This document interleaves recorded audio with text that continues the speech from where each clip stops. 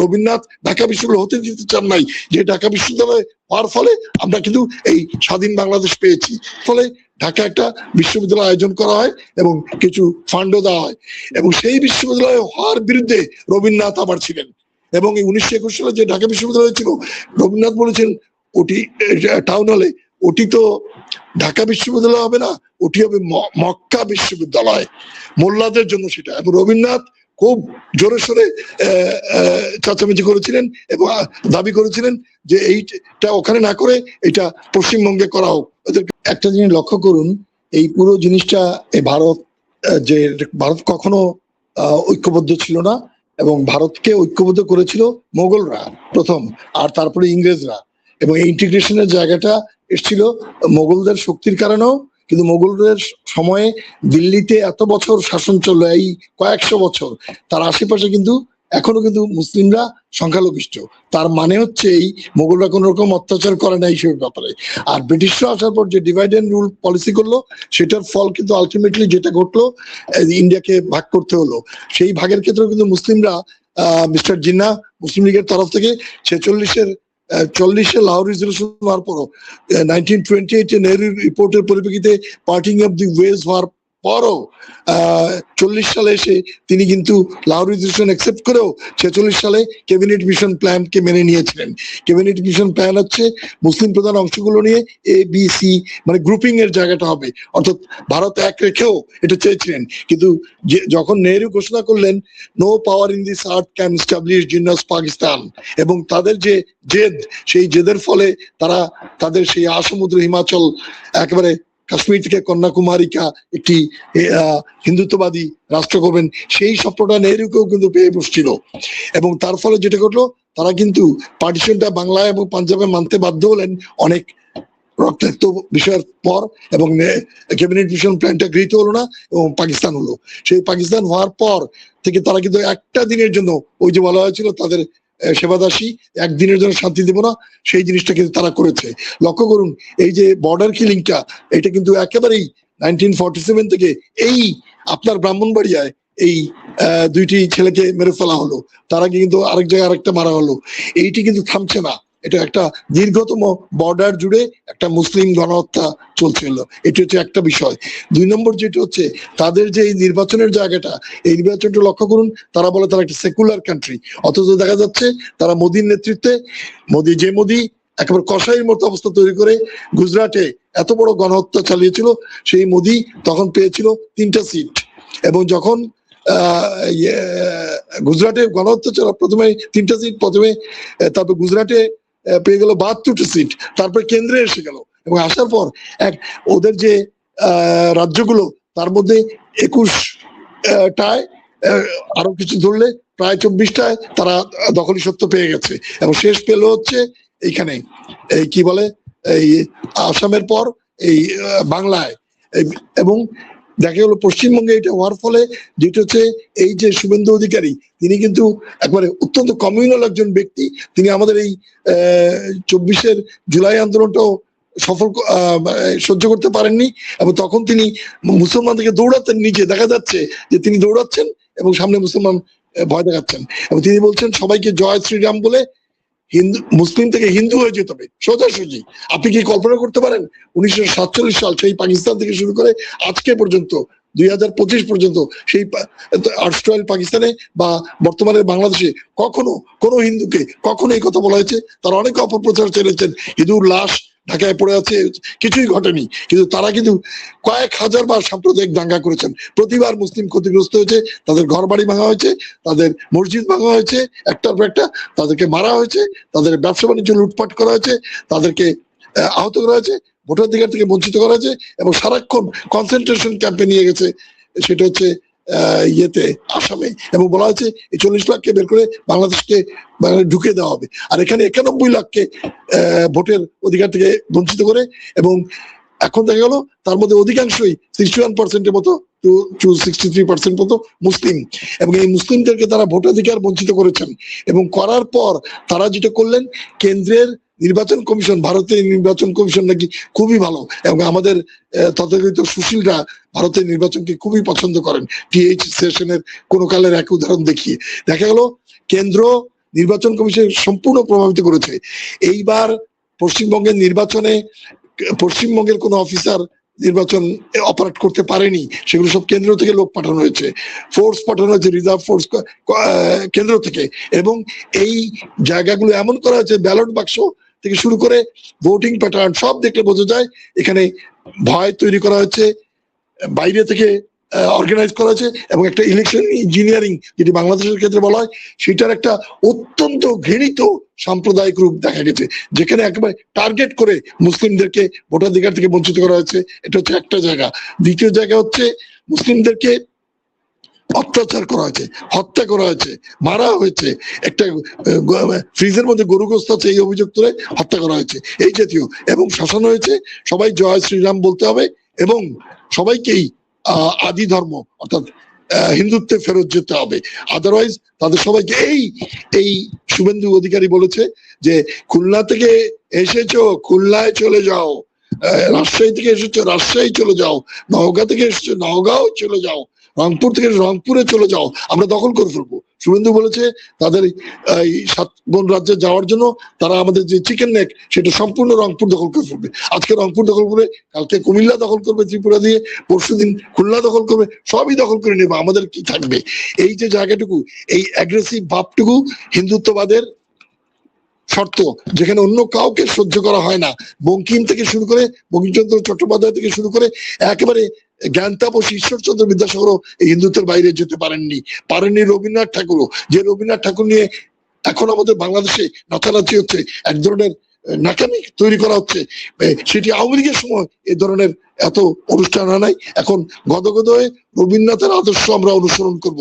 রবীন্দ্রনাথ আমাদের মুক্তির পথ দেখেছেন, রবীন্দ্রনাথ সেই অথচ এই রবীন্দ্রনাথ বঙ্গভঙ্গকে মেনে নিতে পারেননি এবং তার বিরুদ্ধে গান লিখেছিলেন, সেটি আজকে আমাদের জাতীয় সঙ্গীত। দুঃখের বিষয় আরো বিষয় আছে, সেটি হচ্ছে এই রবীন্দ্রনাথ কিন্তু সেই উগ্র হিন্দুবাদীদেরকে সমর্থন করেছিলেন। এই রবীন্দ্রনাথ কিন্তু কলকাতার টাউন হলে বক্তৃতা দিয়ে বলেছিলেন, যখন কম্পেনসেশন বাবদ 1911 সালে অ্যানালমেন্ট ইস্টার্ন বেঙ্গল এবং আসাম নিয়ে যে বিশাল আমাদের মুসলিম প্রধান একটি অংশ হওয়ার কথা ছিল, সেটি যখন তারা বাতিল করে দিল সন্ত্রাসবাদী আন্দোলন করে, এবং সেটা কোথায় নিয়ে গেল, তারা বঙ্গভঙ্গ আন্দোলন করলো এবং বঙ্গকে পুনরায় ঐক্যবদ্ধ করবে। এবং 1911 সালে সম্রাট পঞ্চম জর্জের করোনেশন উপলক্ষে দিল্লিতে অনুষ্ঠান হলো এবং সেইখানে তারা করে দিল, কলকাতা থেকে রাজধানী দিল্লিতে না হলো, এবং সেই সময় তারা অ্যানালমেন্ট অফ পার্টিশন অফ বেঙ্গল করলো। এবং এই করার ফলে বঙ্গ এটা সেটেল হইলো চিরস্থায়ী ভাবে, এটা ব্রিটিশের ঘোষণা ছিল। সেই সেটেলমেন্টকে তারা আনসেটেল করলো এবং কি করলো, বঙ্গভঙ্গ রদ করে সেই আবার হিন্দু বঙ্গের সঙ্গে আমরা যুক্ত থাকলাম এবং আমরা ওদের জমিদারি দাসত্বের মধ্যে থেকে গেলাম। সেই চিরস্থায়ী বাদস্ত থেকে শুরু হয়েছিল 1793 সালে এবং তারপরে দেখেন 1905 সেটা রয়ে গেছে। 1911-তে সেটিকে ফাইল করে দেওয়া, নষ্ট করে দেওয়া আমাদের যে সুযোগটা এসেছিল। এইটার কম্পেনসেশন বাবদ ঢাকা একটা বিশ্ববিদ্যালয় হবে, এইটি ইংরেজরা মেনে নিয়েছিল, তৎকালীন ব্রিটিশ শাসকরা, এবং তার ফলে ঢাকা একটা বিশ্ববিদ্যালয় আয়োজন করা হয় এবং কিছু ফান্ডও দেওয়া হয়। এবং সেই বিশ্ববিদ্যালয় হওয়ার বিরুদ্ধে রবীন্দ্রনাথ আবার ছিলেন। এবং এই 1921 সালে যে ঢাকা বিশ্ববিদ্যালয় ছিল, রবীন্দ্রনাথ বলেছেন ওটি টাউন হলে, ওটি তো ঢাকা বিশ্ববিদ্যালয় হবে না, ওটি হবে মক্কা বিশ্ববিদ্যালয়, মোল্লাদের জন্য সেটা। এবং রবীন্দ্রনাথ খুব জোরে সোরে চেঁচামেচি করেছিলেন এবং দাবি করেছিলেন যে এইটা ওখানে না করে এটা পশ্চিমবঙ্গে করা হোক, এদেরকে সুযোগ দেওয়া যাবে না। কোন রবীন্দ্রনাথ যিনি পূর্ব বাংলায় পানসি নৌকায় চড়তেন, এখানে তার জমিদারি ছিল প্রতিশরে, কুষ্টিয়ায় এবং সকল জায়গায় এবং পাবনার নানা জায়গায়। এই জমিদারিতে এসে সকল টাকা তিনি প্রজাদেরকে অত্যাচার পীড়ন করে সেই টাকা নিয়ে গিয়ে বোলপুরে শান্তিনিকেতন তৈরি করেছেন। রবীন্দ্রনাথ তার জীবনে কোনো টাকা এখানে ব্যয় করেন নাই। অথচ আমাদের এখনকার কি সরকার, কি বাইরের আন্দোলনকারীরা, তারাও খেয়াল করেন না যে রবীন্দ্রনাথ এর কৃষি আমাদের আদর্শ হতে পারে না। কারণ রবীন্দ্রনাথ জমিদার ছিলেন এবং তিনি প্রজার পীড়ন করেছেন। রবীন্দ্রনাথ প্রজার কাছ থেকে পীড়ন করে, লুট করে সকল টাকা নিয়ে গেছেন ওখানে। রবীন্দ্রনাথ ঢাকা বিশ্ববিদ্যালয় হতে দিতে চান নাই, যে ঢাকা বিশ্ববিদ্যালয় হওয়ার ফলে আমরা কিন্তু এই স্বাধীন বাংলাদেশ পেয়েছি।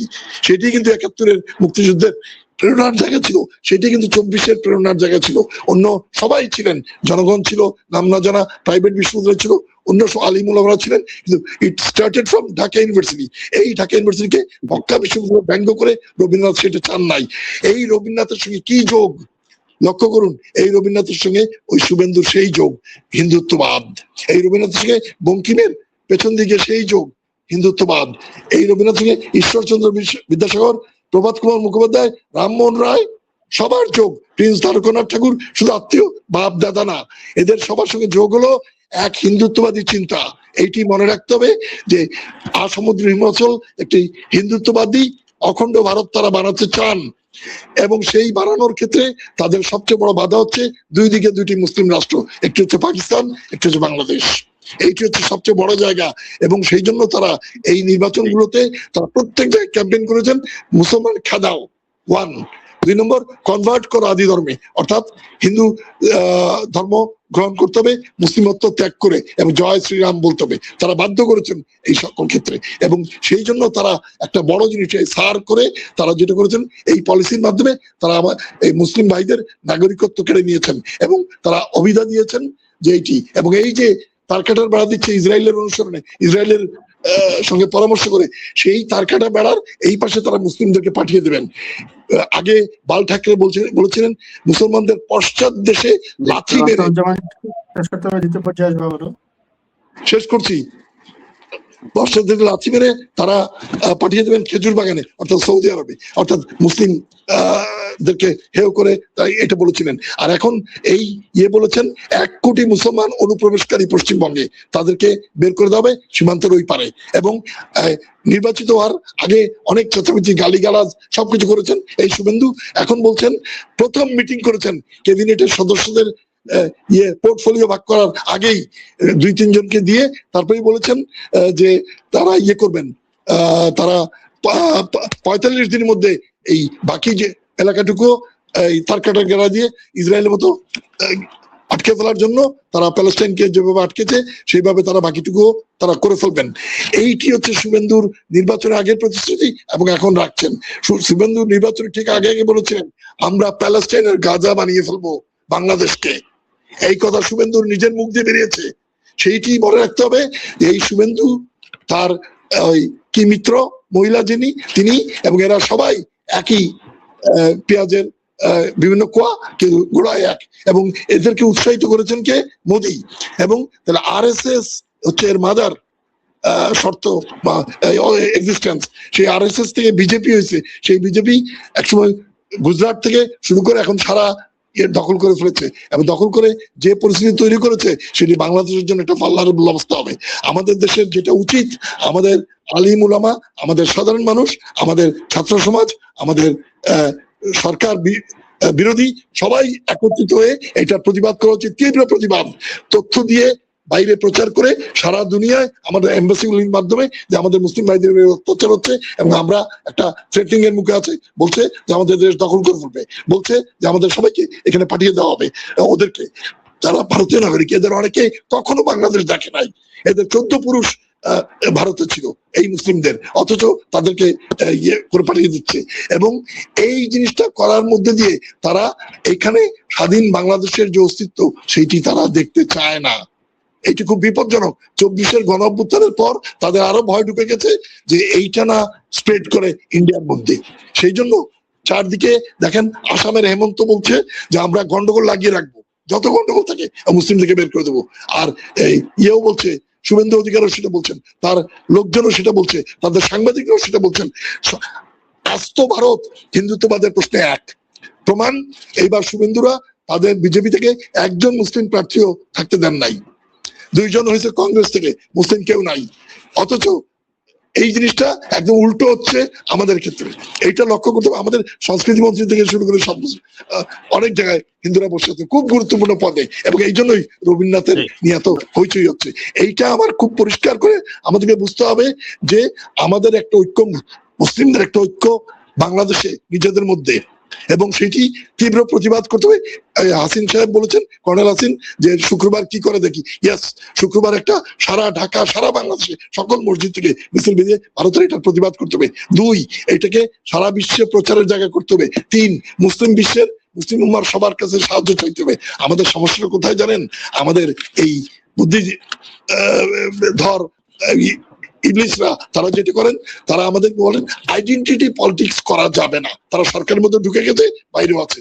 আমাদের আইডেন্টিটি হচ্ছে we are Muslim first, we are Muslim in the middle, we are Muslim last.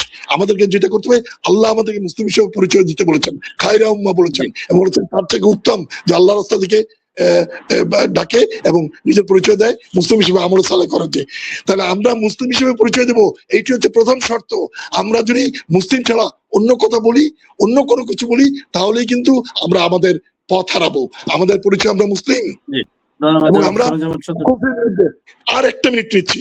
দ্বিতীয় যেটা হচ্ছে, আমাদের আরেকটা জায়গা করতে হবে, মুসলিম হিসেবে আমাদের দায়িত্ব হচ্ছে কোরআন এবং সুন্নাহ অনুযায়ী আমরা যেখানে নিপীড়িত মানুষ, যেখানে যে নিপীড়িত মুসলিম উম্মাহ, এক সত্তা হিসেবে দাঁড়াতে হবে। অর্থাৎ ভারতের মুসলিম, বাংলাদেশের মুসলিম, আর 57টা দেশের মুসলিম, প্যালেস্টাইনে যারা মার খাচ্ছে, কাশ্মীরে যারা মার খাচ্ছে, অন্যান্য উইঘুরে যারা মার খাচ্ছে, সকল মুসলিম যে এক সত্তা, এইটাও হয়ে যদি আমরা ঐক্যবদ্ধ হয়ে দাঁড়াতে পারি, এটা প্রতিবাদ করতে পারি, নিজেদেরকে চিনতে পারি, নিজেদের পরিচয় দিয়ে দিতে পারি সৎসাহসের সঙ্গে, এবং আমরা যদি তীব্র প্রতিবাদে সারা দুনিয়াকে জানিয়ে দিতে পারি এবং বাংলাদেশের প্রতিবাদ করতে পারি, তাহলে ভারত সংযত হতে পারে। আদারওয়াইজ এখানে কিন্তু বিপর্যয় ওই সীমান্তের বাইরে থেকে আমাদের সীমান্তে পৌঁছাবে। প্রতিদিন হত্যা করছে, দীর্ঘতম সীমান্তে সবচেয়ে বড় গণহত্যা ভারত করেছে পৃথিবীর ইতিহাসে। এতখানি বিদেশিরা শান্তিপূর্ণ অবস্থায় এত হত্যা করতে পারেনি। আপাতত এইটুকু।